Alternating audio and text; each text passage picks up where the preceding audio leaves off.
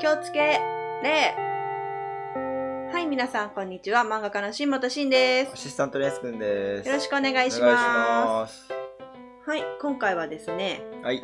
首と肩の描き方についてです。はい。首とね、肩はすごくね、質問が多いんですけど、結構難しいところだと思います。はい。まずは早速 S 君にね、参考に絵を描いてもらいました。今日も描きました。はい、こちらが S 君の絵です。描きました。髪の毛がね、生えてないんですけど、真正面と斜め向きの人を描いてくださいと頼みました。一応真正面と斜め向きは描いたんだけど、斜め向きの方の体が横向きだね。あと、一応今回は首と肩だったから服を描かない人を描いてって言ったけど、はい、なんか着てるんだよね、ここに。一箇所着てる雰囲気ののがあるんだけども、でも、思ったよりね、ちゃんと描けてると思います。あ、よかったです。ちょっとこっちは描けてないかもしれないんですけど、こっちは描けてると思います。じゃあこれをね、もっとね、よく描けるように皆さんにも説明していきたいと思いますし、調べるとさっき言ったように、骨格とか筋肉のね、話が多いっていう話をしたんですけども、ちょっと初心者の人にはね、そういうのっていうのはちんぷんかんぷんだったりすると思うので、ちんぷんかんぷんですね。そうだよね。なので、本当に分かりやすいね、ポイントだけを今回説明していきたいと思います。お願いします。はい。じゃあ、こちらの画面でね、説明していきたいと思います。はい。ちなみにさっきの S 君が描いてくれたね、絵を参考にちょっとこっちにね、これを描いてみました。これは、ちょっとダメな例としてね、まず描いてます。何がダメかっていうと、ここのね、首の付け根と肩のところのつながりなんですけど、パッと見ね、これでもいいような気はしちゃうけど、よりね、人間っぽくするために、今はここが、こういう直角になってます。首と肩の付け根が。なので、ここの折れるポイントは1点ね、1箇所になっちゃってますね。これは良くない例です。ダメなんだ。そう。じゃあ、いい例をね、ちょっとこっち側に書いてみます。はい。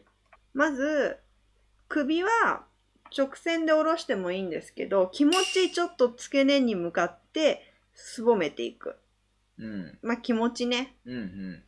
で、ここで早速ポイントですけども、すぐ肩の横線を描くんではなくて、少しだけこう、なだらかな斜め線をここに足します。はいはい。それを描いた後に肩のラインに入っていきます。たったこれだけです。で、まあ、描くんだったらここにこう鎖骨をね、描いてあげるっていう。ここだけがポイントなんですけども、どういうイメージかっていうと、さっきは直線1、2だったけど、今度は1、2、3と、こことここに角度がつくようなイメージです。2箇所つくのね。そう、2箇所。実際は2箇所つくっていうイメージで、首の付け根の部分を描いてもらうといいと思います。そうするとすごく今まで描いてた方がこうリアルな感じに、ね、なるし、洋服とかを着せる時もイメージしやすくなると思うので、ぜひ皆さんもここに2つ点を入れるイメージで描いてみてください。はい。そして次にね、こちら、斜め顔のね、イメージです。ちょっと S 君、そうだね、ちょっと肩がまず、ここは正面っぽくて、手が横になっちゃったから、ちょっとあんまりこれは参考にならなかったんで、もう一回ここに改めてね、ダメな例を書いてみたいと思います。割と初心者の人とかやりがちなのは、真正面と同じように、顎の真下から首を出しちゃう。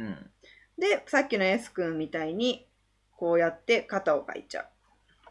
これはね、角の肩ね。そう、ちょっとこれは良くない例です。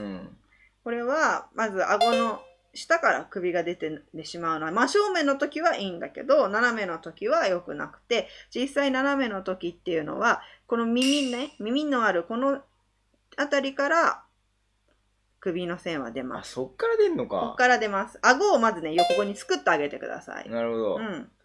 それで、まあだからさっきの S 君のでいくと、ちょっと、顎がなかった。顎もないわ。ちょっとまず輪郭の問題があったかもしれないけど、で、さっき言ったようにちょっと斜めの線を取ってあげて、肩を描いてあげます。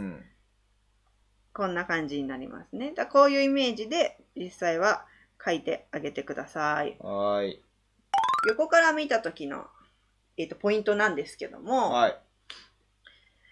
割とやっちゃいがちなのが、こう首を下ろしていくでしょ、首をピッと垂直にね、ここからこう取っちゃうんじゃなくて、横から見た時の首っていうのは、イメージね、こう斜めについてます。ここで黒いペンで書いちゃうとわかんなくなっちゃうから、ピンクのペンでイメージを書きますけど、こういうイメージで首って斜めについてると思ってください、肩に。それで、さっきの三角っぽいのがこうあっての腕ね。で、鎖骨があってっていう感じ。はいはいはい。これをイメージしてあげると洋服の襟とかを描くときに、綺麗に描けると思います。のでよかったら、首っていうのは、こういう風についてるんじゃなくて、こういうイメージでついてるっていう風に思ってください。はい、次にですね、ポイントとして押さえておいてほしいのは男女の違いですね。はい。男の子の場合は、まず、女の子よりも肩幅が、こことここが広くて、女の子は男の子に比べて肩幅が狭いです。はい、で、ポイントとしてあとは、この喉仏ですね、ここのところ。ここのところの喉仏が女の子にはないけど男の人にはあるので、よかったら、書いても書かなくても自由ですけど、書いてみてください。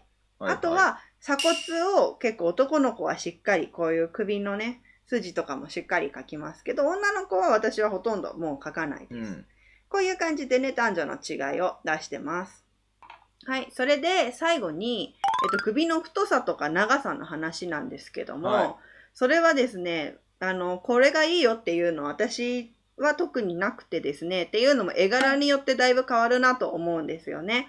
ちょっとここで分かりやすいようにもう絵柄を2種類描いてみたんですけど、例えばこういうデフォルメが結構強いポップな絵柄の人とかは、首も細くて肩も細い方がきっと絵に合ってるだろうし、結構リアルな絵を描く人とかは首も太くて肩もがっしり描いた方が似合うだろうしっていうのがあるので、ぜひそれは自分のね、絵柄に合わせてね、自分が一番理想だなと思うパターンをね、見つけてみてください。まずはいろいろ描いてみるのがね、いいと思います。その中で、男女の差とかを自分なりに出してあげるとより良くなると思います。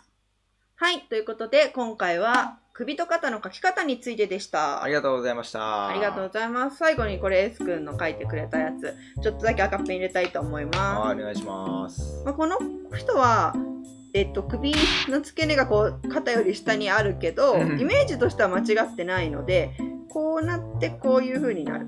こうなってこういう風になる。それがまた意外に難しいのよ。きっと鎖骨がこういう風にあって、こういう風に首がついてると、多分ここの下に付け根があってもよかったのかなと思います。こういうイメージでね、描けたらいいかなと思います。滑らかに描けないのよね、こういう風に。そうだね。で、こっちは斜めの人だったので、予定では。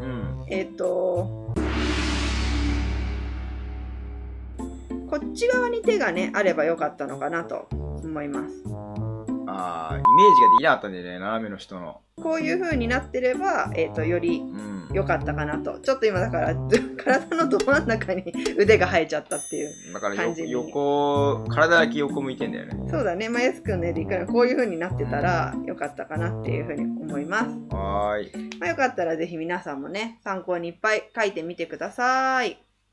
はい。それではよろしかったら、チャンネル登録と高評価ボタンよろしくお願いします。ではまた他の動画でお会いしましょう。漫画家の新本慎と S 君でした。気をつけ礼。ありがとうございました。